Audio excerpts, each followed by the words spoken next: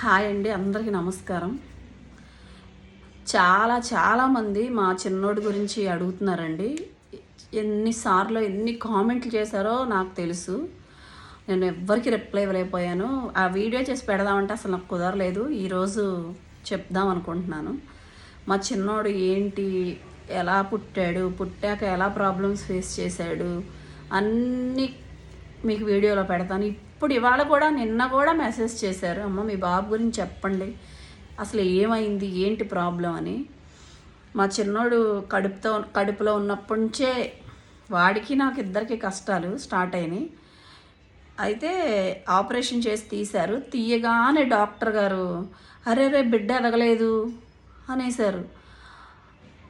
అదేంటి అలా అన్నారు అని నన్ను మళ్ళీ మమ్మల్ని వీళ్ళు సరిగ్గా చెప్పరు, డేట్లు స్కానింగ్ తీసింది వాళ్ళు, మనకు ఎలా తెలుస్తుందండి, వాళ్ళు కదా.